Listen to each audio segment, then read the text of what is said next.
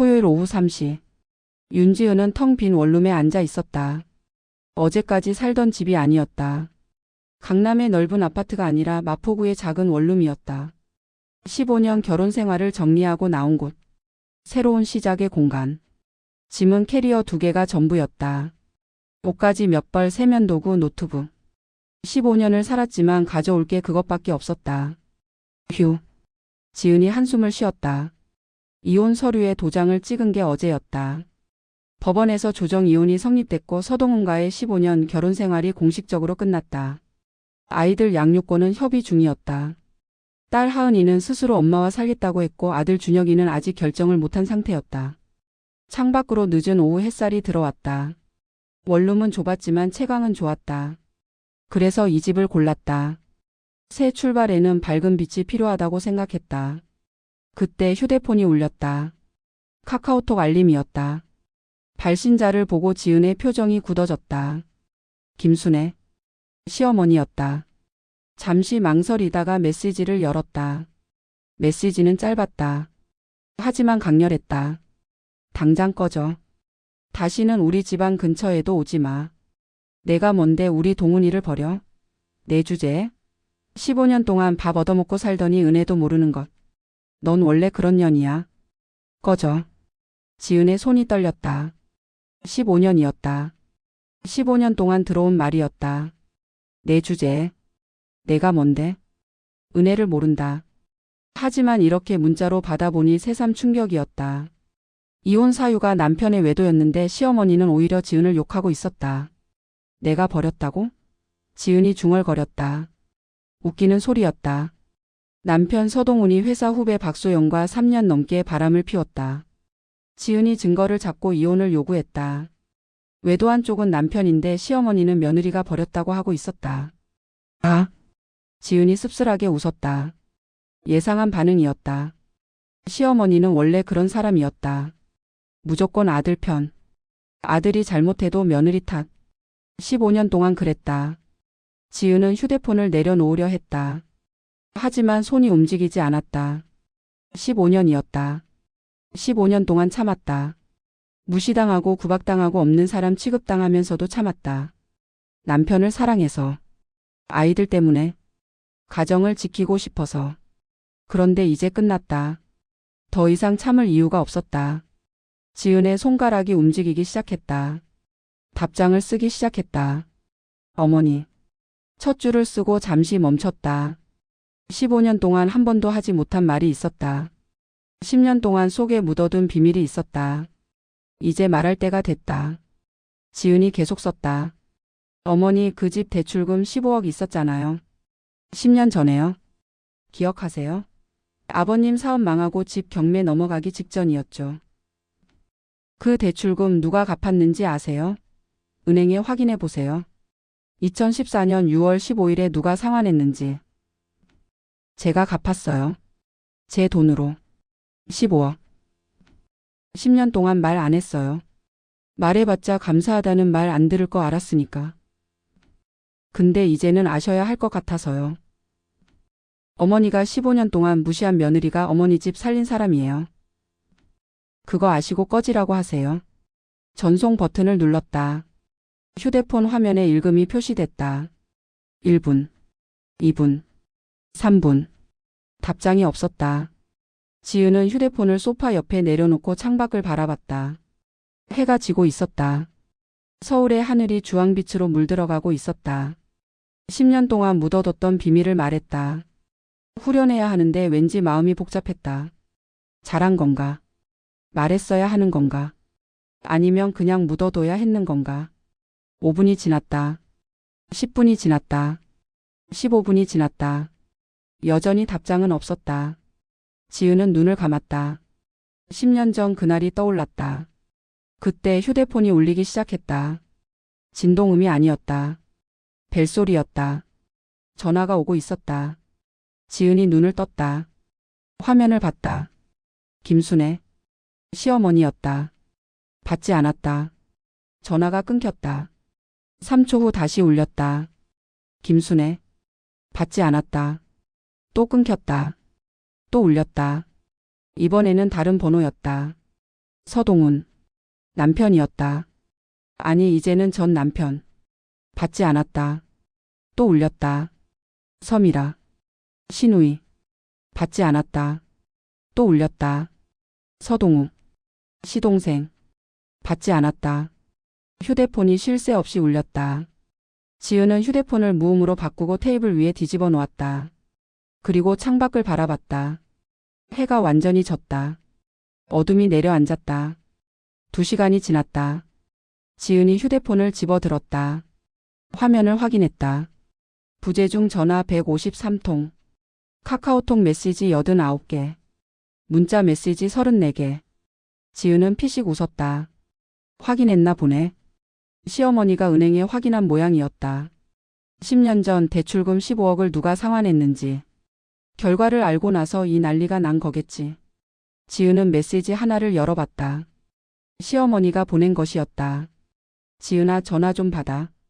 제발. 할 말이 있어. 2번째 메시지. 은행에서 확인했어. 그게 진짜야? 내가 갚은 거야? 3번째 메시지. 지은아, 나 좀 보자. 제발. 어디야? 내가 갈게. 4번째 메시지.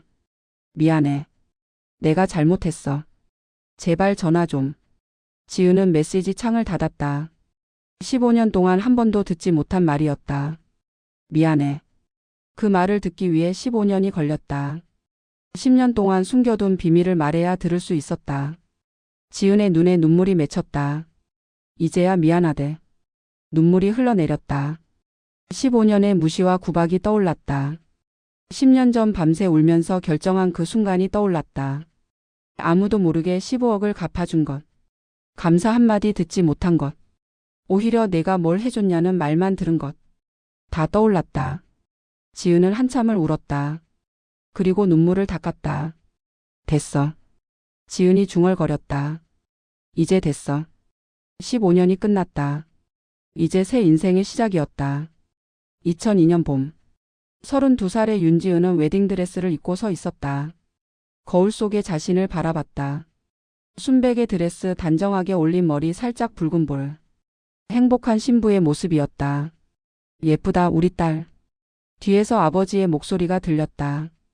윤재호, 지은의 아버지였다. 아빠. 동훈이가 복 받은 거야. 이렇게 예쁜 애를 데려가니까. 지은이 미소 지었다. 아빠야말로. 딸 시집 보내기 싫으시면서. 누가 그래? 난 빨리 보내고 싶어. 거짓말. 부녀가 웃었다. 하지만 아버지의 눈에는 걱정이 서려 있었다.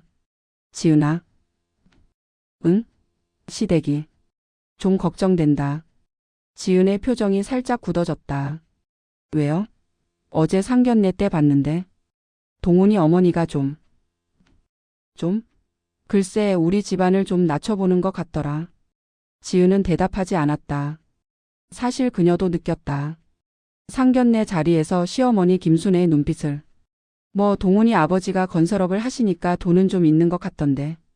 아버지가 말을 이었다. 우리 집안이 작아 보였나 봐. 윤재호는 중소기업을 운영하고 있었다. 제조업 분야의 알짜 기업이었지만 대외적으로 드러나지 않는 회사였다.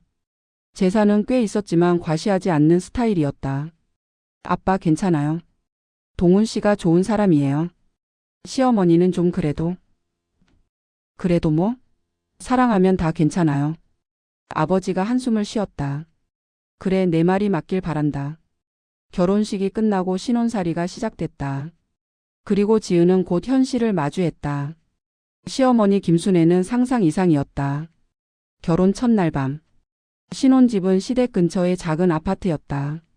동훈의 부모님이 전세금을 마련해준 집이었다. 다음날 아침 지은은 시댁에 인사를 가기 위해 준비했다. 첫 인사가 중요해요. 긴장되네. 지은이 떨리는 마음으로 옷을 골랐다. 단정한 원피스와 재킷. 손에는 과일 바구니와 건강식품 세트. 시댁 현관문 앞에 섰다. 초인종을 눌렀다. 문이 열렸다. 시어머니가 서 있었다. 위아래로 지은을 후려봤다. 왔어? 차가운 인사였다. 네, 어머니. 안녕하세요. 지은이 허리를 90도로 숙여 인사했다. 들어와. 집 안으로 들어갔다. 거실에는 시아버지 서영철이 앉아 있었다. 아버님 안녕하세요. 왔어? 앉아. 시아버지는 그나마 온화한 편이었다. 문제는 시어머니였다. 뭐야 이게 선물이야? 시어머니가 지은이 가져온 과일 바구니를 보며 말했다. 네 어머니. 좋아하실 것 같아서. 싸구려네. 한마디였다. 지은의 얼굴이 빨갛게 달아올랐다. 싸구려가 아니었다. 백화점에서 10만 원짜리 프리미엄 과일 세트를 골랐다. 나름대로 정성을 다한 선물이었다. 하지만 시어머니는 코웃음을 쳤다. 뭐 내 형편에 이 정도도 힘들었겠지. 어머니 그게. 됐어. 앉아. 밥 먹자. 시어머니가 돌아섰다. 지은은 멍하니 서 있었다. 뒤에서 동훈이 와서 귓속말을 했다. 괜찮아 어머니가 원래 좀 그래. 신경 쓰지 마. 신경 쓰지 말라고? 지은은 속으로 생각했다. 이게 신경 쓰지 말 일인가? 하지만 아무 말도 하지 않았다. 첫날이니까. 적응하면 나아지겠지. 그렇게 생각했다. 하지만 나아지지 않았다. 오히려 점점 심해졌다. 결혼 3개월 차. 지은은 시댁에서 저녁 식사 자리에 있었다. 시어머니, 시아버지, 동훈, 지은. 4사람이 둘러앉았다. 지은아. 시어머니가 입을 열었다. 네 어머니. 너 일 안 해? 네? 일이요? 살림만 할 거야? 돈은 안 벌고? 지은은 당황했다. 결혼하면서 다니던 회사를 그만뒀다. 동훈이 집에서 살림해줬으면 좋겠다고 했기 때문이다. 동훈 씨가 그러라고 해서. 동훈이가? 시어머니가 아들을 쳐다봤다. 동훈이 눈을 피했다. 그냥. 신혼이니까 집에 있는 것도 좋을 것 같아서. 그래도 지은이가 무능력하면 안 되지. 시어머니가 다시 지은을 봤다. 넌 뭘 할 줄 알아? 학벌은? 뭐 전공했어? 저. 경영학 전공했어요. 그리고 전 직장에서 마케팅 일을. 경영학? 어디 대학? 서강대요. 서강대? 시어머니가 코웃음 쳤다. 그게 뭐 대단한 대학이야? 우리 동훈이는 연대 나왔어. 지은은 입을 다물었다. 서강대가 왜 안 좋은 대학인지 모르겠지만 반박할 용기가 나지 않았다. 어쨌든 넌 전문 기술도 없고 돈도 없고. 우리 동훈이 덕분에 사는 거야. 알겠어? 네. 그 은혜를 알고 살아. 동훈이한테 잘해. 네 어머니. 지은은 고개를 숙였다. 눈물이 날 것 같았지만 참았다. 그날 밤. 집으로 돌아온 지은은 동훈에게 말했다. 오빠 어머니가 왜 저한테 저러는 거야? 응? 뭐가? 동훈은 TV를 보며 건성으로 대답했다. 아까 저녁 때. 나한테 무능력하다고 하시고 내 덕분에 산다고 하시고. 어머니가 원래 좀 그래. 입이 거친 편이야. 근데 너무 심하지 않아? 에이 신경 쓰지 마. 적응하면 돼. 동훈이 채널을 돌렸다. 지은은 남편을 바라봤다. 도움을 기대했는데 돌아온 건 무관심이었다. 오빠. 왜? 내 편 좀 들어줘. 어머니한테 한마디라도 해줘. 뭐라고? 어머니한테? 동훈이 처음으로 지은을 쳐다봤다. 어머니한테 뭐라고 해? 내가? 말도 안 돼. 왜 말도 안 돼? 난 내 아내잖아. 아내도 아내지만 어머니는 어머니야. 어른한테 뭐라고 하면 불효 아니야? 지은은 할 말을 잃었다. 그냥 적응해. 시간 지나면 괜찮아질 거야. 동훈이 다시 TV를 봤다. 지은은 혼자 소파에 앉아 있었다. 눈물이 흘러내렸다. 이게 결혼인가? 이게 내가 꿈꿨던 결혼 생활인가? 그날 밤 지은은 아버지에게 전화했다. 아빠. 왜? 무슨 일이야? 아니 그냥 아빠 목소리 듣고 싶어서. 정말? 무슨 일 있어? 지은은 말하려다가 멈췄다. 시댁에서 힘들다고 말하고 싶었다. 시어머니가 무시한다고 남편이 내 편을 안 들어준다고. 하지만 말할 수 없었다. 아버지가 걱정할 것이다. 결혼시켜서 고생시키나라고 자책할 것이다. 아니, 별일 없어. 그냥 아빠 목소리가 듣고 싶었어. 정말이야? 응. 아빠 건강해? 나야 뭐 멀쩡하지. 너는? 시댁 어때? 좋아. 다들 잘해줘. 거짓말이었다. 하지만 아버지 앞에서 힘들다고 말할 수 없었다. 그래? 다행이다. 근데 목소리가 왜 그래? 울었어? 아니, 안 울었어. 감기 기운이 좀 있어서. 그래? 약 먹어. 몸 챙겨. 응, 알겠어. 아빠도 건강해. 전화를 끊었다. 지은은 어둠 속에서 한참을 울었다. 시간이 흘렀다. 결혼 3년 차인 2005년 지은은 딸 하은이를 낳았다. 2008년에는 아들 준혁이가 태어났다. 아이들이 생기면서 지은은 버틸 이유가 생겼다. 시어머니의 구박은 여전했다. 남편의 무관심도 여전했다. 하지만 아이들이 있었다. 아이들을 위해서 참을 수 있었다. 엄마 사랑해. 하은이가 안겨서 말할 때 엄마가 제일 좋아. 준혁이가 웃으며 말할 때 그 순간만큼은 행복했다. 그래, 이 아이들을 위해서라면 무엇이든 참을 수 있어. 지은은 그렇게 버텼다. 2010년 가을, 지은에게 청천벽력 같은 소식이 전해졌다. 아빠가 쓰러지셨어. 동생에게서 온 전화였다. 지은은 급히 병원으로 달려갔다. 중환자실 앞에서 어머니가 울고 있었다. 엄마, 아빠 어떻게 된 거야? 갑자기 쓰러졌어. 심장마비래. 지은의 머릿속이 하얘졌다. 아버지 윤재호는 3일간 의식을 찾지 못했다. 의사는 말했다. 상태가 많이 안 좋습니다. 마음의 준비를 하셔야 합니다. 지은은 3일 동안 병원을 지켰다. 시댁에서 연락이 왔다. 지은아, 너 언제 와? 애들 누가 봐? 시어머니였다. 어머니, 아버지가 많이 위독하세요. 조금만 더. 아버지가 위독한 건 알겠는데 내 남편이랑 애들은 어쩔 거야? 여기 일은 누가 해? 지은은 눈물이 났다. 어머니, 제발요. 지금 아버지가 돌아가실 수도 있어요. 그래도 내 할 일이 있잖아. 어머니. 지은이 목소리를 높였다. 제 아버지가 돌아가실 수도 있다고요. 친정 아버지요. 제발 좀. 뭐야, 나한테 소리 지르는 거야? 시어머니가 화를 냈다. 됐어, 너 맘대로 해. 근데 동훈이한테 잘못되면 넌 집안에서 쫓겨나는 거야. 전화가 끊겼다. 지은은 휴대폰을 들고 한참을 울었다. 결국 아버지는 눈을 뜨지 못했다. 2010년 10월 15일. 윤재호 향년 62세. 장례식은 조용히 치러졌다. 가까운 친척과 아버지 회사 직원들만 참석했다. 시댁에서는 남편 동훈만 잠깐 왔다 갔다.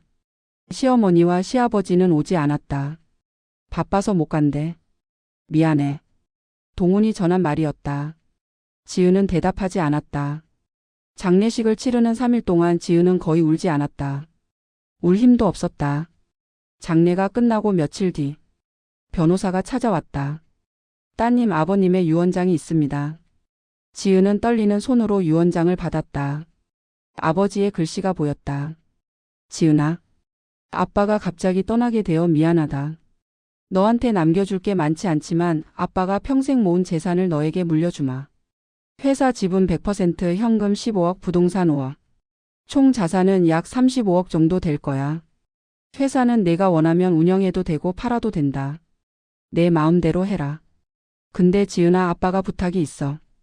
이 재산 아무한테도 말하지 마라. 특히 시댁에. 아빠가 상견례 때 봤는데 내 시어머니가 영 마음에 안 들더라. 돈 있는 거 알면 분명 내 것 빼앗으려 할 거야. 내 재산은 내가 지켜라. 티 내지 말고. 몰래 잘 관리해라. 그리고 정말 필요할 때만 써라. 가족을 위해서. 아빠는 내가 행복하길 바란다. 사랑한다, 내 딸아. 아버지가. 지은은 유언장을 읽으며 눈물을 흘렸다. 아빠. 35억. 아버지가 평생 모은 재산이었다. 아버지는 돌아가시면서도 딸 걱정을 했다. 시댁 걱정을 했다. 티 내지 말고. 몰래 잘 관리해라. 아버지의 말이 마음에 새겨졌다. 알겠어요, 아빠. 제가 지킬게요. 지은은 아버지의 유언대로 했다. 재산 상속 사실을 아무에게도 말하지 않았다. 남편에게도 시댁에게도. 회사는 전문 경영인에게 맡겼다. 자신은 지분만 갖고 있으면서 배당금을 받았다. 현금과 부동산은 별도의 계좌와 명의로 관리했다. 시댁은 물론이고 남편도 접근할 수 없게. 시댁에서는 여전히 지은을 가진 것 없는 며느리로 취급했다. 넌 가져온 게 뭐야? 친정에서 뭐 해준 것도 없으면서. 우리 동훈이 덕분에 사는 거야. 지은은 참았다. 속으로 생각했다. 나한테 35억이 있다는 거 알면 뭐라고 할까? 아마 그거 내놔라 하겠지. 아버지 말이 맞았다. 티 내지 말고 몰래 지켜야 해. 2014년 봄. 지은에게 예상치 못한 일이 벌어졌다. 시아버지 서영철의 건설 사업이 망한 것이다. 뭐라고요? 지은이 남편에게 물었다. 아버지 회사가 부도났어. 동훈의 얼굴이 어두웠다. 어떻게? 몇 년 전부터 안 좋았나 봐. 근데 우리한테 말 안 하시고 버티다가 결국 터진 거야. 지은의 머리가 복잡해졌다. 그럼 어떻게 되는 거야? 집이 담보로 잡혀 있대. 대출금 15억. 그거 못 갚으면 경매 넘어가는 거야. 15억? 지은의 심장이 덜컥 내려앉았다. 시댁집. 강남의 아파트. 시가 20억이 넘는 집. 시어머니가 그토록 자랑하던 집. 그 집이 경매로 넘어간다고?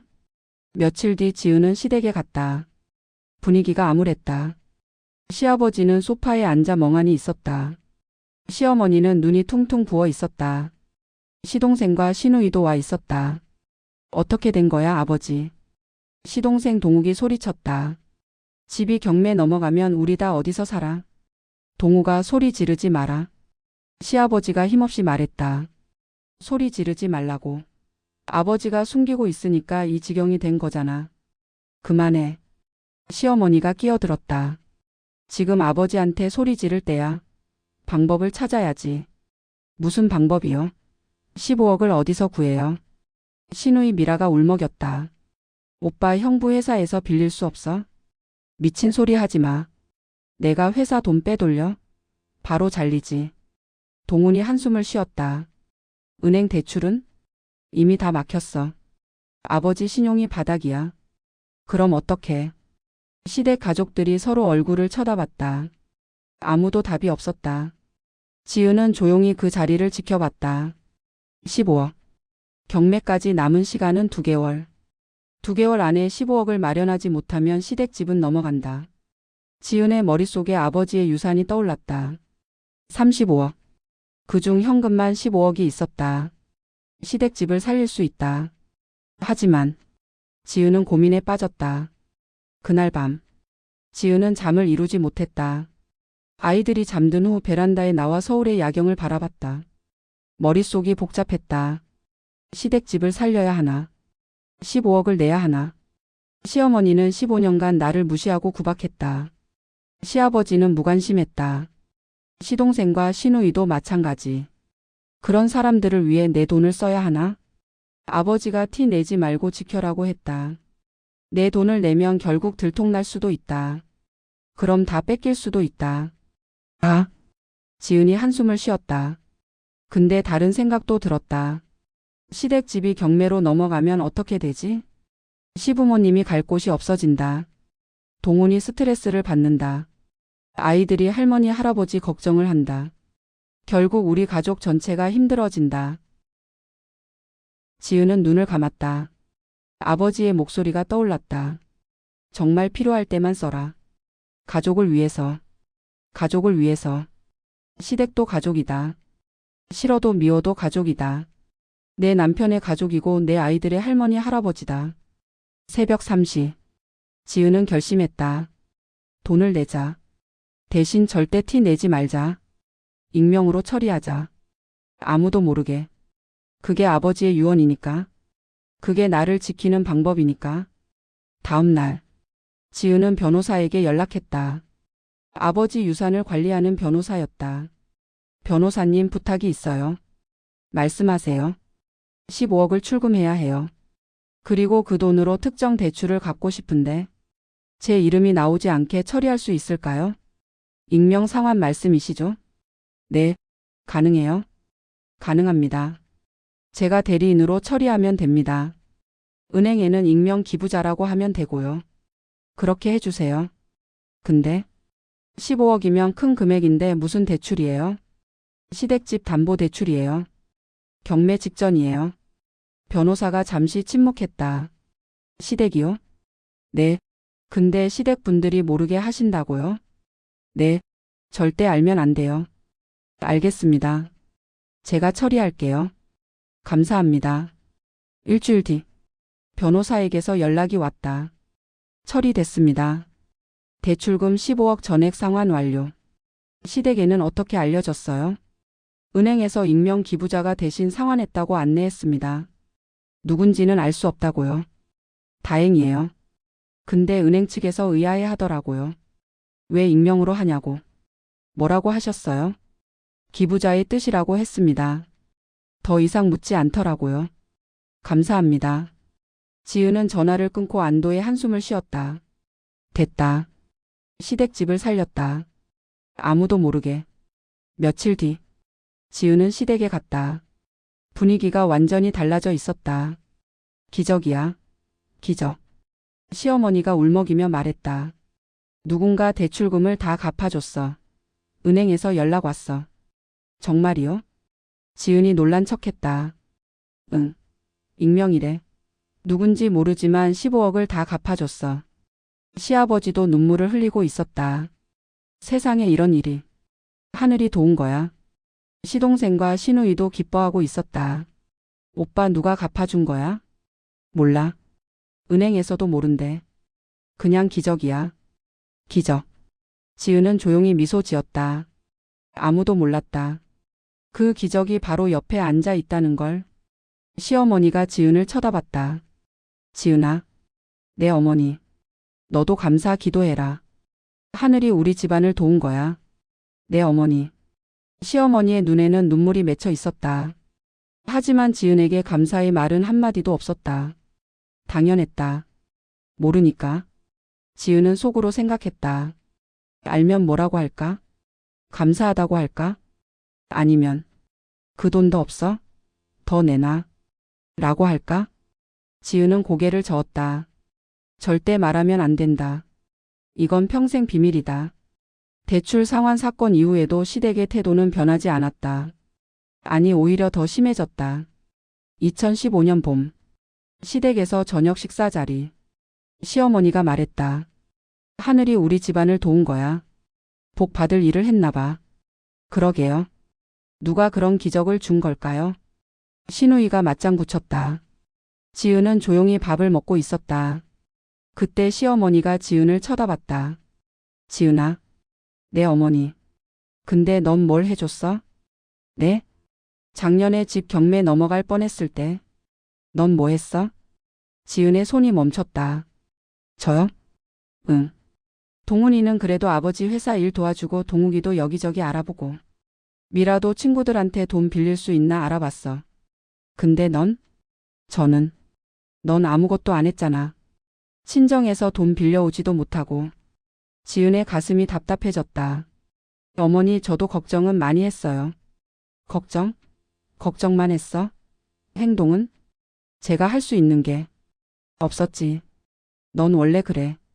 있으나 마나야. 시어머니가 한숨을 쉬었다. 에휴 우리 동훈이가 왜 저런 애를 데려왔는지. 평생 집만 되겠어. 지은은 고개를 숙였다. 눈물이 날 것 같았다. 15억을 내가 냈어요. 그 말이 목구멍까지 올라왔다. 하지만 삼켰다. 말해봤자 안 믿을 것이다. 믿어도 감사하지 않을 것이다. 오히려 더 내놔라고 할 것이다. 그래서 참았다. 10년을 참았다. 2016년. 지은은 몰래 온라인 쇼핑몰 사업을 시작했다. 아이들 학용품과 의류를 파는 작은 쇼핑몰이었다. 처음에는 월 매출 100만 원 정도였지만 점점 성장했다. 2018년에는 월 매출 5천만 원. 2020년에는 월 매출 2억. 2022년에는 월 매출 5억.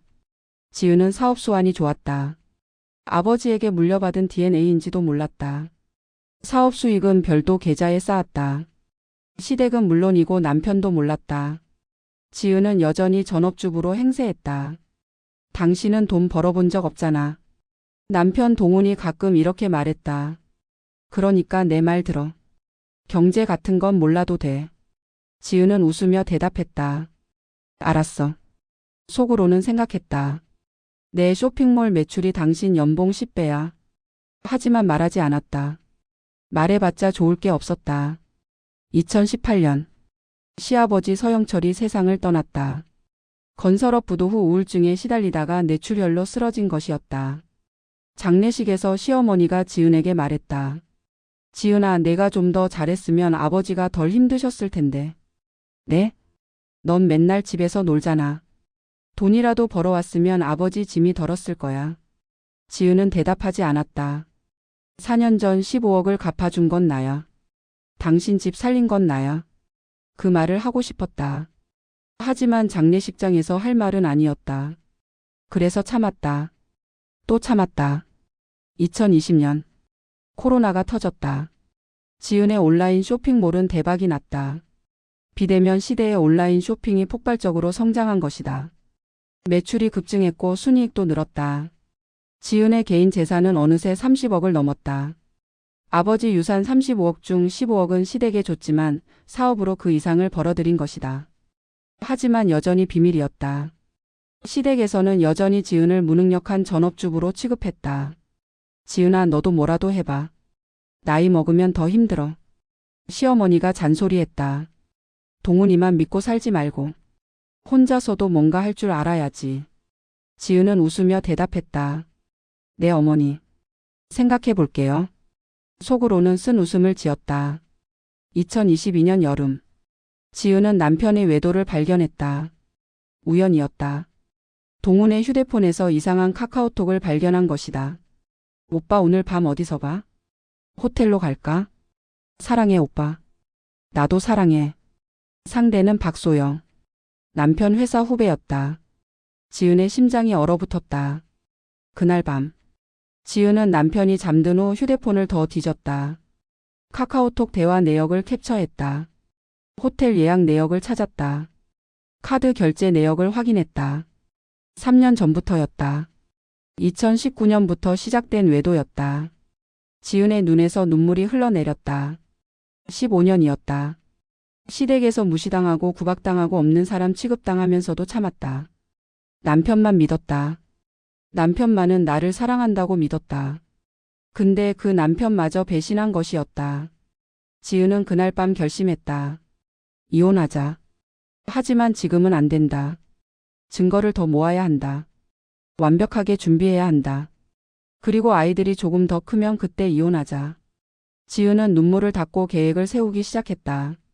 2022년 여름부터 지은은 증거 수집을 시작했다.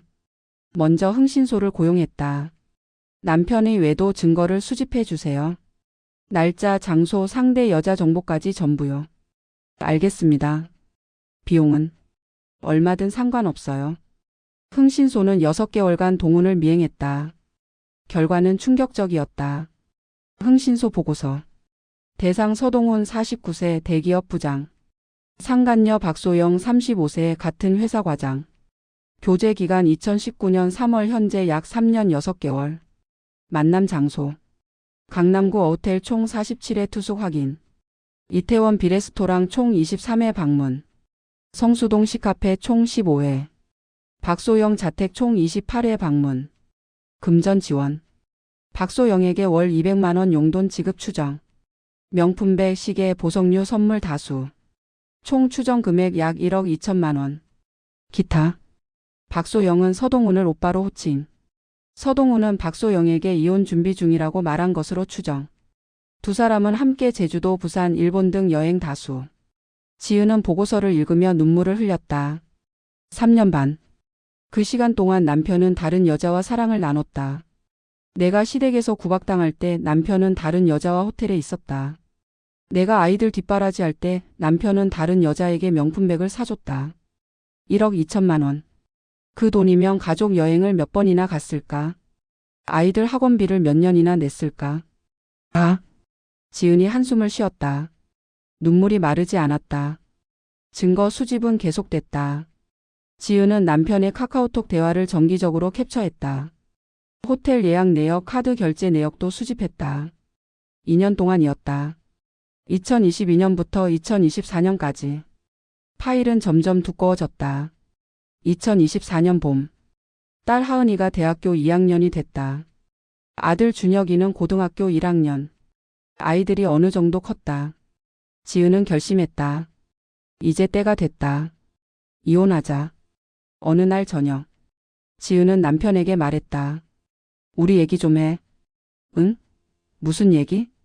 동훈이 TV를 보며 대답했다. 이혼하자. TV 소리가 멈췄다.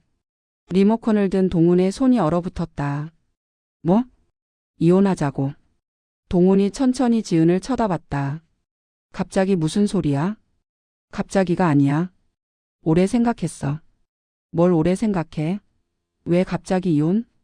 지은이 테이블 위에 서류 봉투를 올려놓았다. 이게 뭐야? 증거야. 동훈의 얼굴이 굳어졌다. 증거? 박소영. 내 회사 후배. 3년 넘게 만났지? 동훈의 눈이 커졌다. 어떻게? 흥신소 고용했어.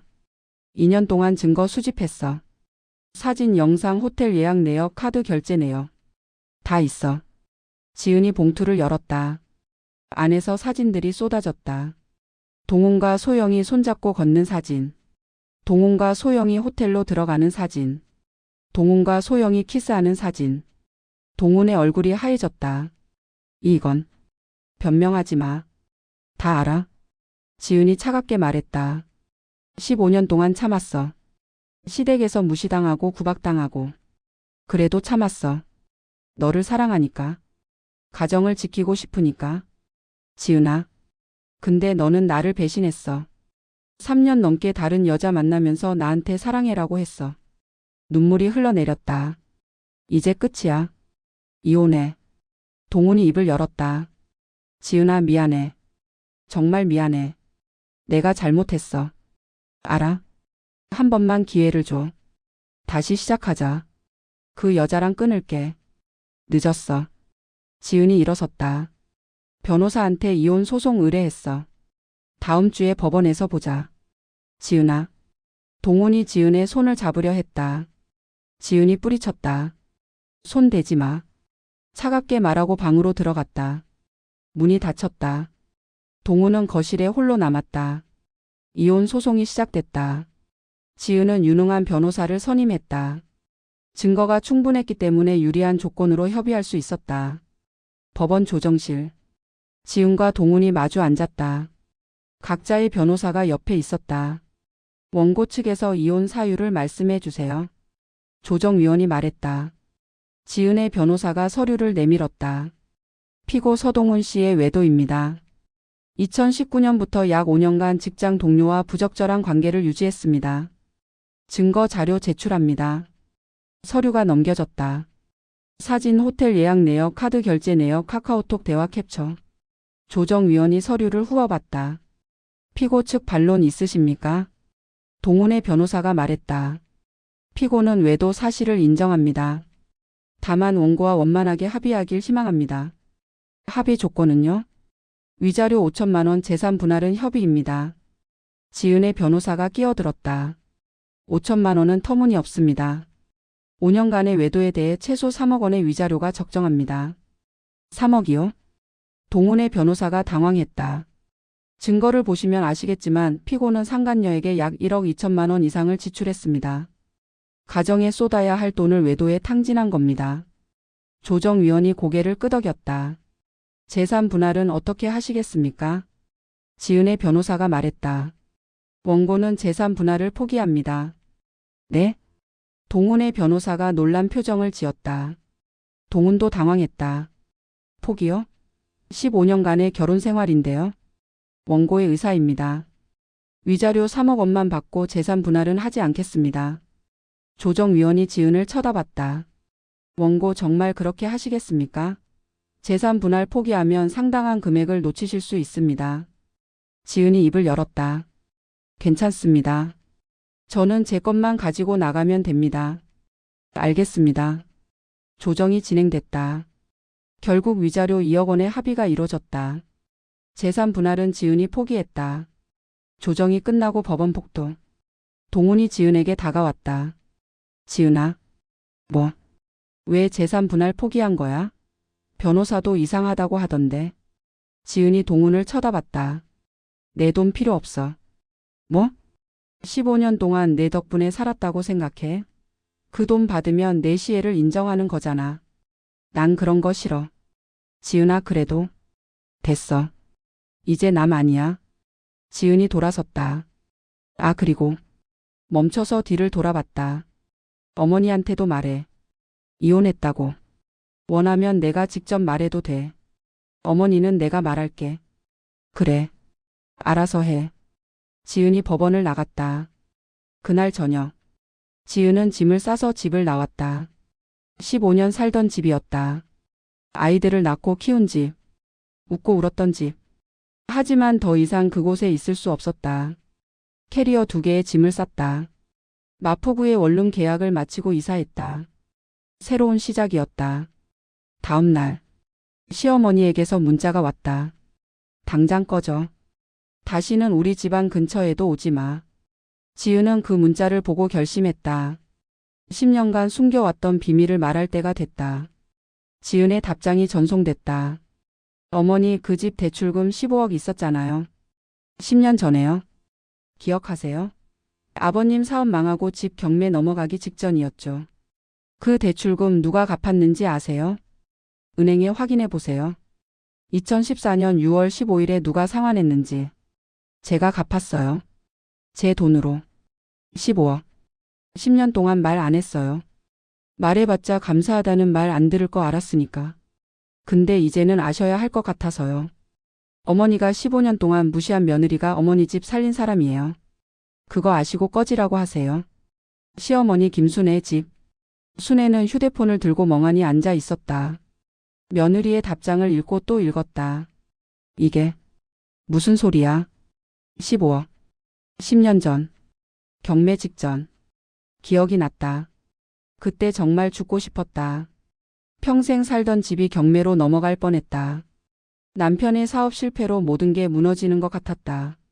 그런데 기적처럼 누군가 대출금을 갚아줬다. 은행에서는 익명 기부자라고만 했다. 누군지 알 수 없다고. 그래서 하늘이 도운 거라고 생각했다. 복 받을 일을 했나 보다고. 설마. 순애의 손이 떨렸다. 휴대폰을 들고 은행에 전화했다. 여보세요, 저 서울 강남지점 고객인데요. 10년 전 대출 상환건 확인 좀 할 수 있을까요? 고객님, 성함과 계좌번호 말씀해 주세요. 김순애입니다. 계좌번호는? 본인 확인 절차가 진행됐다. 잠시 후 직원이 말했다. 2014년 6월 15일에 담보대출 15억 원 전액 상환되었습니다. 그거 누가 갚은 거예요? 잠시만요. 제3자 대리 상환으로 기록되어 있습니다. 제3자가 누구예요? 법무법인 한길 이재훈 변호사 명의로 상환됐습니다. 실제 출금 계좌 명의는 윤지은 님입니다. 순애의 심장이 멈췄다. 지은? 네, 윤지은 님 명의 계좌에서 15억 원이 출금되어 상환됐습니다. 그게 확실해요? 네, 기록에 그렇게 나와 있습니다. 전화가 끊겼다. 순애는 휴대폰을 든 채 얼어붙어 있었다. 윤지은. 며느리. 15년 동안 가진 게 없다고 무시했던 며느리. 넌 우리 동훈이 덕분에 사는 거야 라고 구박했던 며느리. 그 며느리가 10년 전에 15억을 갚아줬다고? 말도 안 돼.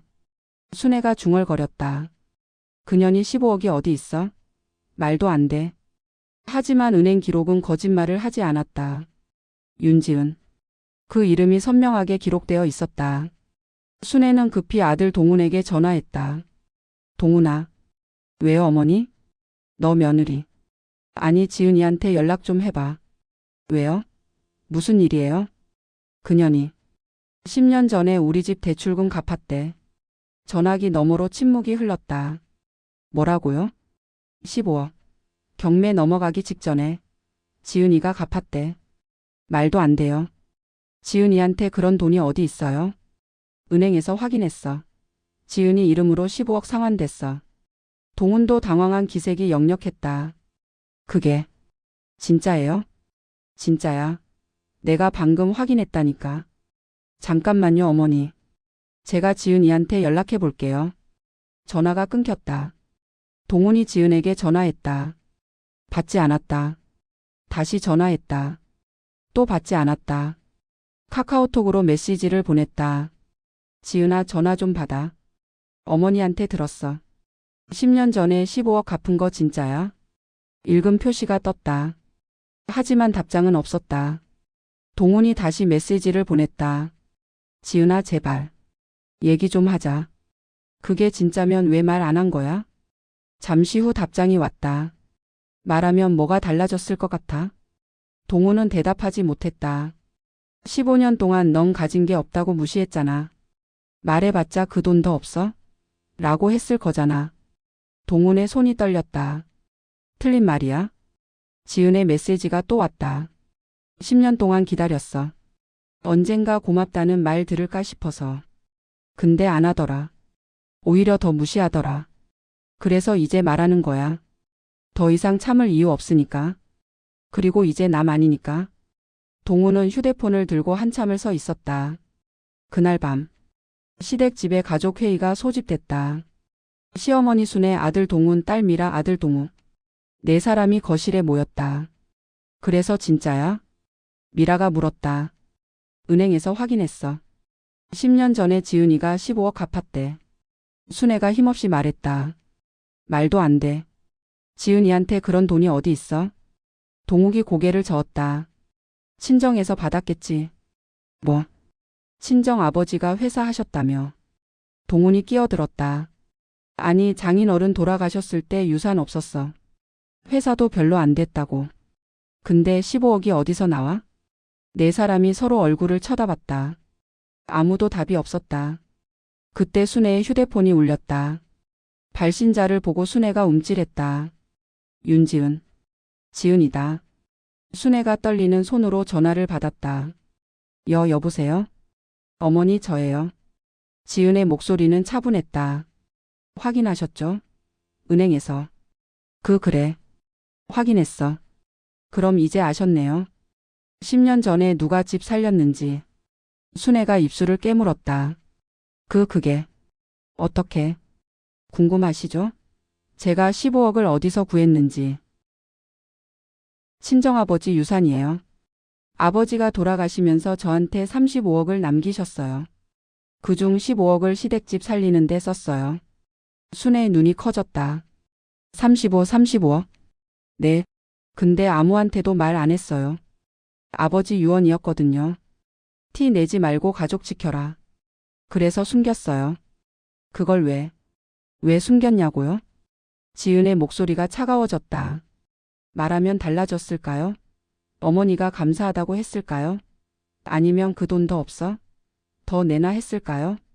순애가 대답하지 못했다. 10년 동안 저 무시하셨잖아요. 넌 가진 게 없다. 동훈이 덕분에 산다. 내 주제를 알아라. 매번 그러셨잖아요. 근데 사실 저는 어머니보다 돈이 많았어요. 15억 내고도 20억이 남았어요. 거기다 제가 사업도 해요. 온라인 쇼핑몰. 연 매출 60억이에요. 뭐라고? 순애의 목소리가 떨렸다. 15년 동안 바보인 척 살았. 가진 게 없는 척, 아무것도 모르는 척. 그게 편했거든요. 말해봤자 좋을 게 없으니까. 지은아. 근데 이제는 말해야 할 것 같아서요. 어머니가 꺼지라고 하셨잖아요. 그래서 꺼지기 전에 진실은 알려드리려고요. 미안해. 순애가 울먹였다. 내가 잘못했어. 미안해, 지은아. 늦었어요, 어머니. 지은의 목소리는 담담했다. 15년 동안 한 번도 안 하던 말을 이제 와서 하시면 뭘 어쩌라고요? 제발. 한 번만. 됐어요. 이제 남이에요. 앞으로 연락하지 마세요. 전화가 끊겼다. 순애는 휴대폰을 들고 울기 시작했다. 내가 뭘 한 거야? 내가 뭘? 동훈, 미라, 동욱도 충격에 빠져 있었다. 15년간 무시했던 며느리. 가진 게 없다고 업신 여겼던 며느리. 그 며느리가 자신들 집을 살린 은인이었다. 미라가 입을 열었다. 오빠 진짜야? 지은이가 35억 있었다고? 나도 몰랐어. 동훈이 힘없이 대답했다. 15년 동안 같이 살았는데 몰랐어? 지은이가 숨겼으니까. 나한테도 말 안 했어. 그럼 오빠는 15년 동안 마누라 재산도 모르고 살았다는 거야? 동훈은 대답하지 못했다. 동욱이 끼어들었다. 형, 근데 형이 바람 피운 거 맞지? 지은 형수가 그것 때문에 이혼한 거지? 응. 미쳤어? 동욱이 벌떡 일어났다. 35억 있는 마누라 두고 바람을 피워. 그것도 5년 동안. 그때는 몰랐잖아. 몰랐으면 됐어. 형 진짜 바보 아니야? 동우가. 순애가 소리쳤다. 지금 그게 중요해. 중요하죠. 형 때문에 집안이 이 꼴이 된 거잖아요. 거실이 아수라장이 됐다. 서로 소리 지르고 비난하고 울고. 1시간 뒤. 순애는 지은에게 연락을 시도했다. 전화를 걸었다. 받지 않았다. 다시 걸었다. 또 받지 않았다. 카카오톡 메시지를 보냈다. 지은아, 제발 한 번만 만나자. 사과하고 싶어. 읽음 표시가 떴다. 답장이 왔다. 어머니 부재중 전화 153통이에요. 그만하세요. 제발. 한 번만. 안 돼요. 이제 남이에요. 지은아. 답장이 없었다. 순애는 휴대폰을 들고 밤새 울었다. 일주일이 지났다. 동호는 매일 지은에게 연락했다. 전화, 문자, 카카오톡. 하루에 수십 번씩. 하지만 지은은 받지 않았다. 동호는 결국 지은의 원룸을 찾아갔다. 어떻게 알았는지. 이혼 서류에 적힌 주소였다. 마포구의 작은 원룸 건물 앞에서 지은을 기다렸다. 저녁 무렵 지은이 나타났다. 지은아. 동훈이 다가갔다. 지은의 표정이 굳어졌다. 어떻게 여길. 이혼 서류에 주소 있었어. 얘기 좀 하자. 할 말 없어. 지은이 돌아섰다. 제발. 동훈이 소리쳤다. 그리고 무릎을 꿇었다. 지은이 멈췄다. 뒤를 돌아봤다. 동훈이 인도 위에 무릎을 꿇고 있었다. 지나가는 사람들이 쳐다봤다. 뭐해? 일어나. 얘기 좀 하자. 제발. 사람들 쳐다봐. 일어나라니까. 안 일어나. 얘기해 줄 때까지. 지은이 한숨을 쉬었다. 5분이야. 근처 카페에 들어갔다. 두 사람이 마주 앉았다. 할 말이 뭔데? 지은이 먼저 말했다. 미안해. 동훈이 고개를 숙였다. 진심으로 미안해. 15년 동안 널 무시한 것도 바람 피운 것도 다 내 잘못이야. 알아? 그리고 15억. 10년 전에 집 살린 거 어머니한테 들었어. 그것도 알아? 왜 말 안 했어? 나한테라도. 지은이 동훈을 쳐다봤다. 말하면 달라졌을 것 같아? 15억 갚았다고 하면 당신이 날 다르게 대했을까? 아니면 그 돈 어디서 났어? 더 없어? 라고 했을까? 동훈이 대답하지 못했다. 나는 후자라고 생각했어. 그래서 안 말했어. 지은아. 근데 있잖아. 지은의 목소리가 떨렸다. 진짜 힘들었어. 15년 동안. 눈물이 흘러내렸다. 시댁에서 무시당할 때 당신이 내 편 들어줬으면 좋겠었어. 어머니가 나 구박할 때 한마디라도 해줬으면 좋겠었어. 근데 당신은 항상 어머니 편이었잖아. 어머니가 원래 그래 적응해. 그 말만 했잖아. 미안해. 15억 낼 때도 혼자 결정했어. 당신한테 말하면 반대할 것 같아서. 내 돈 왜 우리 집에 써 이럴 것 같아서. 근데 결국 우리 집이잖아. 내 가족이잖아. 그래서 냈어. 지은이 눈물을 닦았다. 근데 돌아온 건 뭐야? 10년 동안 넌 가진 게 없다는 소리만 들었어. 동훈이 덕분에 산다는 소리만 들었어. 미안해. 그리고 당신은 바람 피웠잖아. 5년 동안. 내가 시댁에서 구박당할 때 당신은 다른 여자랑 호텔에 있었잖아. 동훈의 눈에서도 눈물이 흘렀다. 미안해, 지은아. 정말 미안해. 내가 잘못했어. 다 내 잘못이야. 알아? 당신 잘못이야. 지은이 일어섰다. 근데 이제 늦었어. 15년이나 걸렸어. 당신이 나한테 미안해라고 말하는데 15년이 걸렸어. 지은아, 제발. 다시 시작하자는 말은 하지 마. 그건 안 돼. 이혼은 확정이야. 그건 안 바뀌어. 지은이 카페를 나가려 했다. 근데 멈춰서 뒤를 돌아봤다. 아이들 앞에서는 서로 욕하지 말자. 하은이랑 준혁이한테 상처 주지 말자. 알았어. 그리고 어머니한테도 전해. 더 이상 연락하지 말라고. 연락 오면 번호 차단할 거라고. 알았어. 지은이 나갔다. 동우는 빈 카페에 홀로 남았다. 눈물이 멈추지 않았다. 지은은 아이들과 만났다. 딸 하은이, 아들 준혁이. 두 아이와 저녁을 먹기로 했다. 마포의 한 레스토랑. 지은이 먼저 도착해서 기다리고 있었다. 잠시 후 하은이와 준혁이가 들어왔다. 엄마. 하은이가 달려와 지은을 안았다. 하은아. 엄마 괜찮아? 많이 힘들었지? 응, 좀 힘들었어. 준혁이도 다가왔다. 사춘기 소년답게 어색한 표정이었지만 눈빛에는 걱정이 담겨 있었다. 엄마, 나도 왔어. 그래, 준혁아.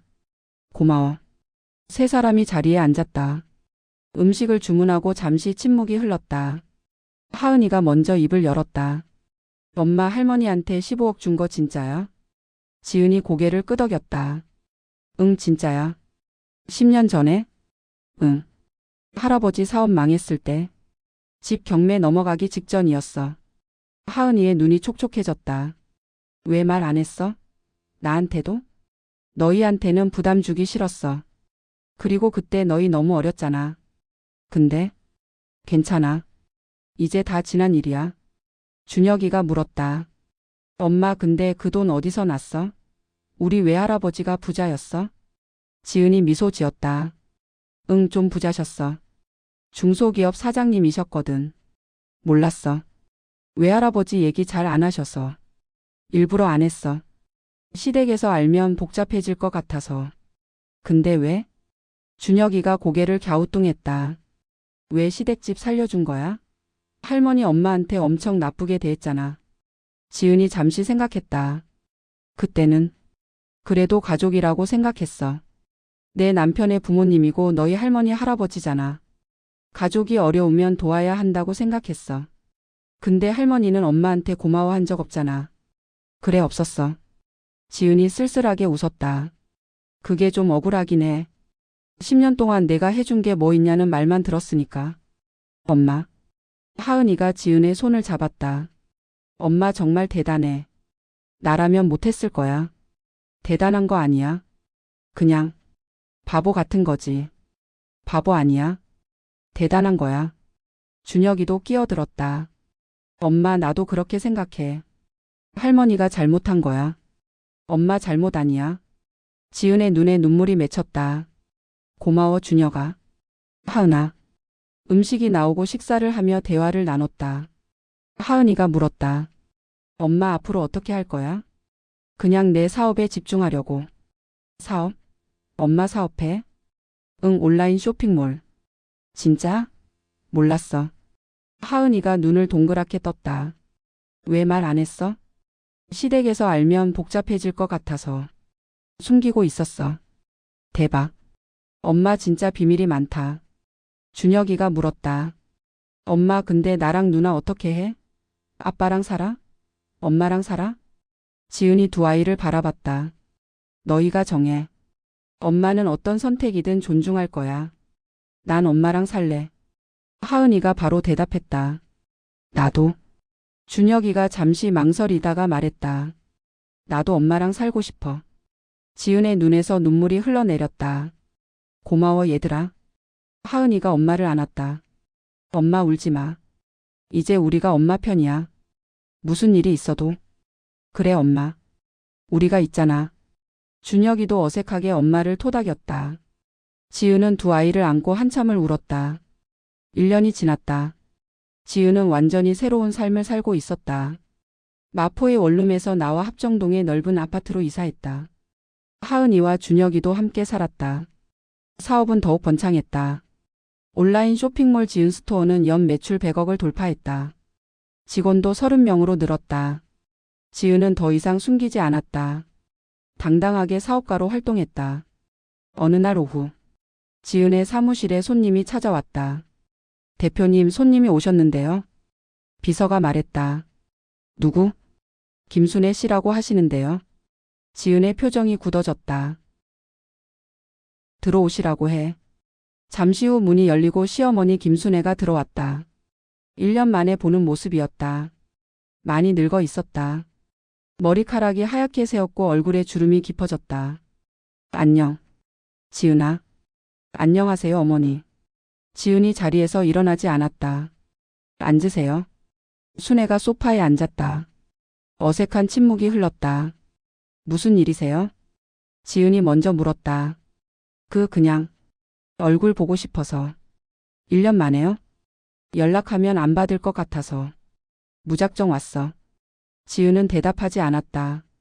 순애가 입을 열었다. 지은아, 미안해.